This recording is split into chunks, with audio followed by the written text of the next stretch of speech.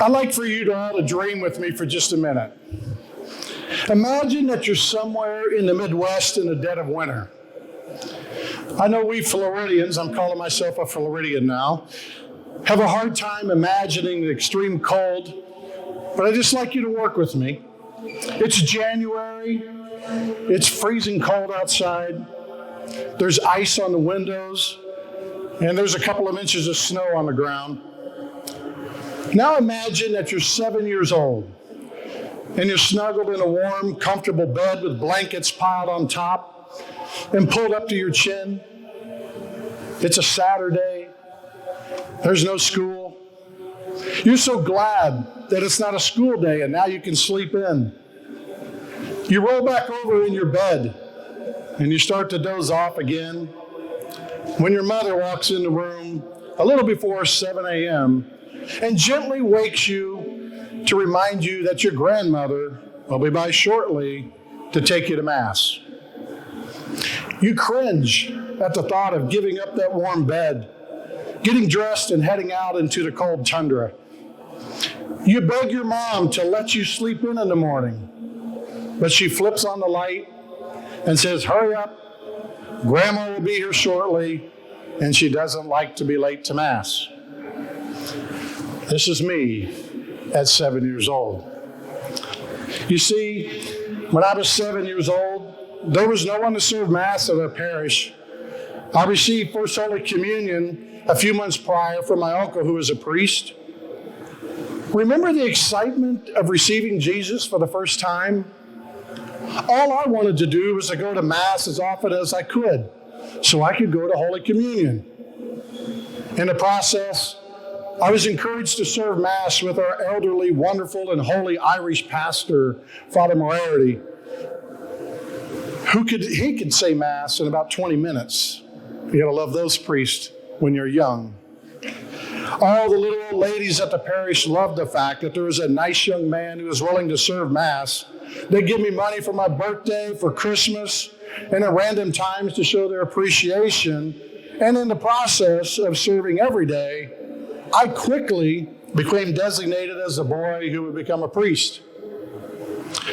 So let's go back to my warm bed on a cold Saturday morning. I just wanted to sleep in on occasion. But each morning, every day of the week, I would roll out of bed, get dressed, and wait for my grandma to arrive. She would arrive a little before 7:30, and we would drive 10 minutes to the church. She had to be there at 7:40 a.m. or she wouldn't be able to finish her daily rosary. Once I arrived at the church, I would go to the sacristy, get dressed in my cassock and surplice, and get everything ready for Mass. This is my routine every day. I made the choice to get up and serve daily Mass, even if I was a little coerced by my mother and grandmother. I knew it was the best thing to do to help out our priest, and besides, who else would do it? I would feel guilty if Father Moriarty had no one to help him. Grandma would usually reward me with a donut after Mass on Saturdays while she did her grocery shopping. I received affirmation everywhere. While other kids were sleeping, I was serving Mass. People would tell me they were praying for me and hoped I would be a priest one day. In my family, I was supposed to be the priest just like my uncle. I was open to the idea. I was fascinated by the Mass. And even if I didn't know it at the time, receiving the sacrament of Holy Communion every day allowed God to bestow an abundance of grace on me in ways that I could never imagine. I was being formed in my faith. As I continued through grade school, I began to think about going to the seminary. But I also like girls, so I wasn't sure how that was going to work out. You know, I was an adventurous kid, and I kind of still am. And I love to explore and see and experience new things. So at age 15, I decided to attend a high school seminary to see if priesthood was for me. So as a freshman in high school, I moved out of the house and moved into the seminary in Illinois. I look back on those experiences of sacrificing and getting up as a young man that led me to even consider this option. Our school had 130 boys, much smaller than here at Tampa Jesuit. But similar to you, I was surrounded by great priests, daily mass, opportunity for confessions, prayer time, and a challenging college prep curriculum. I played basketball and baseball in high school, and I loved my Catholic faith, and I was excited to be with a bunch of like-minded guys. In the back of my mind, I really was more interested in girls and the priesthood, but I was enjoying the numerous gifts that I would receive on a weekly basis from so many relatives and the little old ladies at the parish. I was practicing my faith. I was discerning if this was for me. And of course, I was focusing heavily on sports, especially baseball. So in my senior year, I was invited to walk on the baseball team at Division I Creighton University. I decided to forgo my pursuit to the priesthood and explore another part of my life. I took Creighton's small academic scholarship and walked on the baseball team with the hope of an athletic scholarship, as the coach had promised prior to the season. But growing up in a middle lower class family, my father was a mailman and a maintenance supervisor, and being in a seminary for 4 years, I didn't have a lot of money saved.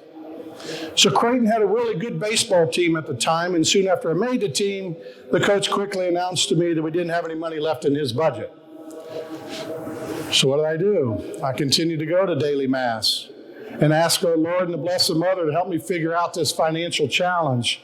And shortly after the season ended, a coach from a small NAIA college in western Kansas, who had recruited me prior to my signing at Creighton, called me and asked me how it was going. I felt this was a divine experience. And I shared with him I made the team, loved the experience, but wasn't sure I could afford to continue. And he quickly offered me a scholarship to transfer. So I accepted, and I believe God gave me an answer to those prayers. So as I blossomed in my college baseball career, I'll share with you that there are many, many temptations. When you're on a road trip with a bunch of guys, it's easy to forget about your Catholic faith or your Christian walk. My teammates would sneak out to drink at the bars and go to the, quote, gentlemen's clubs. I'm never sure who gave that title to them. But I was properly formed and knew right from wrong. It was precisely my Catholic faith and Catholic education that kept me on the straight and narrow, and especially gave me strength and when I refused to go to these clubs.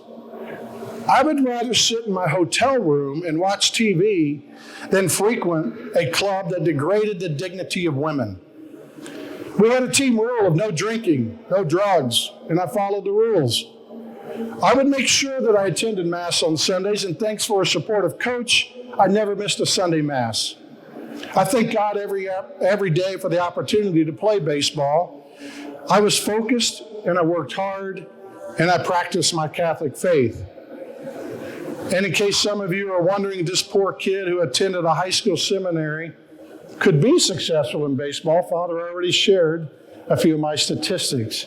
Yes, I still hold the record in the NAIA at .480 career batting average after 36 years. I'm still amazed by that. One of you guys can break that. How about that? You go to NAIA. You know, it was and by the way, it's third in collegiate history of all time. But let's fast forward a few years to my corporate years in a very successful insurance career. I was making a six-figure income before I turned 30 years old. And I was constantly barraged with temptations from my peers to go to those same gentlemen's clubs and bars to see if they could find a woman and cheat on their wives. It was rampant. I couldn't believe men, many of whom were Catholic, would go to do this to their families. So I was lonely at times. I would go to Mass by myself. And on occasion, I would find another Catholic man to go with me on Sundays or holy days of obligation. I never missed, and it was a priority for me. But because of my Catholic faith and formation, I had the grace to resist that temptation. I'm amazed that when men leave the house, they leave their faith at the door. Why is that? I've never done this. My Catholic faith is integral in my life, and I can't separate it from who I am as a person. And in case you're wondering if you can be successful while rejecting the temptations of your peers in business, Yes, I earned over 20 top incentive trips in my career and was the #1 sales manager out of 500 in the whole company. You do what is right, you stay true to your faith beliefs, and God will reward you. All of the success, though, doesn't mean that life is easy. When things are going well, it's easy to say that you're a faithful Catholic or Christian, but will you remain so when times get tough? This can be the bigger challenge. So in January 2020, I was named the 3rd president of Ave Maria University, which, if you haven't heard, is about 3 hours south of here. What a blessing it is to lead one of the most faithful Catholic colleges in the country. My appointment as president didn't come easy and without hardship. 2 months into my presidency, some of you may have heard of a pandemic called COVID. And I had to make some tough decisions. I prayed and relied on my faith. Last April, as you heard, the death of my wife at 32 years after a long battle with breast cancer. I have 7 children, 3 of whom are in heaven. Father mentioned 10, that's correct. And still had 4 kids at home. Some of you may have experienced the loss of a parent or a sibling or a close friend. You can relate. I have yet to find a president who has ever experienced the type of challenges that I faced in my first 4 months of being appointed. When I had little strength to carry on, I relied on my Catholic faith to get me through. The Ave Maria University faculty, staff, and students, they rallied around me and my family to pray and to help. They are some of the finest people in the world, and if you've never visited our campus or our town, you have missed out on something special. These people prayed for me, sent me beautiful cards and letters, and brought meals to my family. And if you want to be affirmed in your Catholic or your Christian faith walk, AMU is the place for you. Our sports teams are competing at a very high level, and our academics are rigorous. If you want to be challenged and have a great support system for your faith walk that will launch you to a very successful career in your life, you need to highly consider a university like Ave Maria University. At some point in your life, you may be in desperation, and I'm going to ask you who you're going to turn to. If you're committed to your Catholic faith, I ask you, stay committed. If you're seeking your Catholic or Christian faith walk to make it your own, grab a hold and trust this is the right decision. If you're lost and not sure where to turn because the world has you confused, I beg you to turn to Christ. Turn to your faith and trust. I promise you, Christ will not fail you. He is your salvation and your hope. He's waiting for you to say, "Yes, Lord, I am here. I've come to do your will." So when I was 7, I made the choice to roll out of bed and practice my Catholic faith. When I was in college, I chose to resist the many temptations of the world and practice my Catholic faith. When I was in the corporate world, I chose to turn away from further temptations and turn to my Catholic faith. I continue to practice my Catholic faith today. I ask you to pray for me. I'll pray for you as you discern your future. You're receiving a great Catholic education here at Tampa Jesuit. Your faculty and staff are giving you the tools to succeed in life by having you to always do the right thing, even when it isn't popular. I pray that you take your Catholic faith wherever you go and apply the Judeo-Christian principles that are taught here at Tampa Jesuit. I pray that you will live out your Catholic and your Christian faith in all aspects of your life, whether it be in sports, academics, or your future college choice, or your future business choice. Be prepared to be challenged by society. I encourage you to stand firm for Christ. You can embrace the relationship with Christ.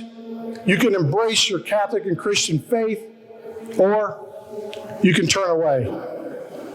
So you have a choice right now. So I ask you, will you choose the road less traveled and reject the peer pressure of society?